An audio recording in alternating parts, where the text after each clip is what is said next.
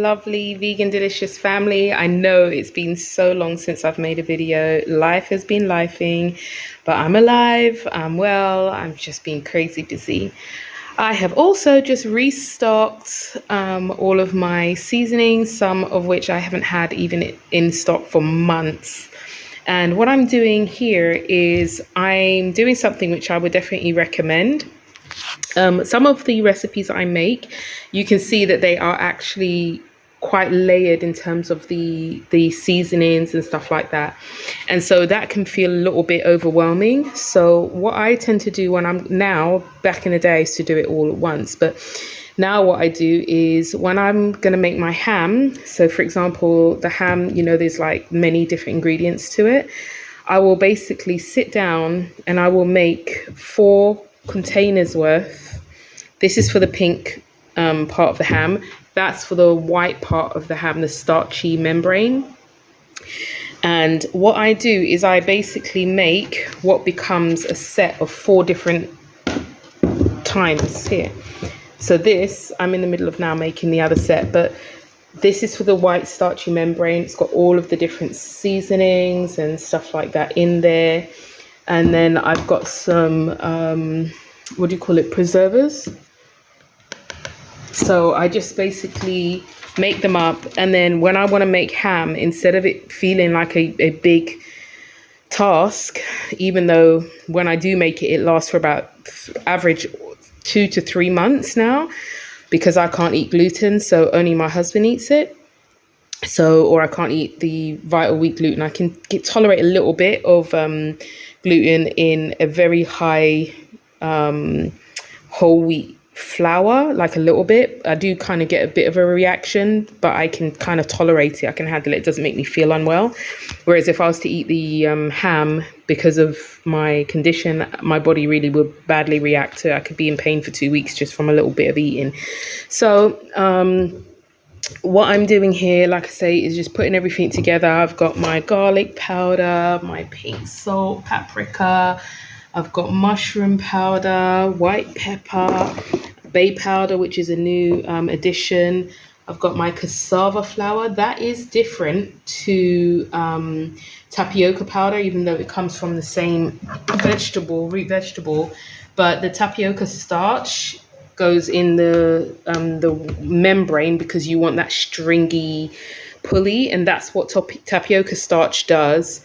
It's not the same as corn flour. If you run out of corn flour, I would say don't use tapioca starch unless what you're making, you don't mind it being a little bit stringy, depending on how you use it. But if you mix it with water and then mix it in with stuff, it could kind of become a little bit gloopy. When they make barbecue sauces and stuff, they tend to use tapioca starch for the more natural ones because it makes it a little bit more thick and gloopy. So I've got my cassava flour, which is very fiber rich, and then I've got the tapioca starch, which goes in that one. The cassava flour goes in this one. It goes in that one as well, but just in different quantity. I've got salt. I got where did I put it now? I closed it. Here we go. I've got this Fumaro smoke powder. That is what makes the ham really hammy, the flavor. And I watched a video the other day. Those videos like how is it made?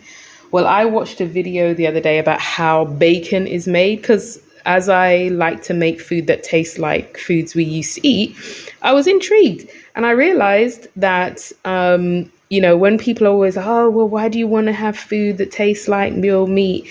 And I always find it really funny when people have a problem with vegans who want to have food that they want to eat. Because when I watched this documentary, like the how-to, it was showing that basically bacon is made from pork belly, right?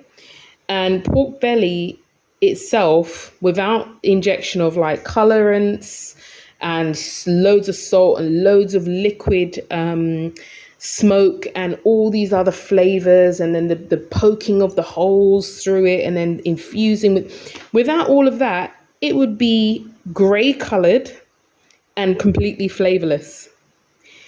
And besides the fact that it, meat itself would have a flavor to it, but it would not taste like what people know bacon to taste like.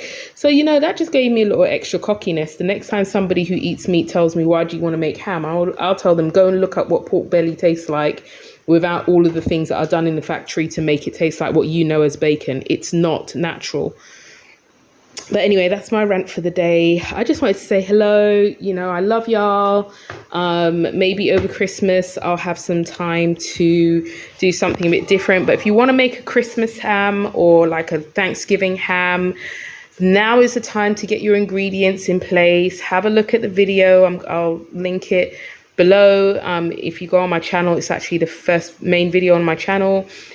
Just go ahead and have a look. It will make the most delicious ham, and you will not regret it. It's absolutely gorgeous in flavor.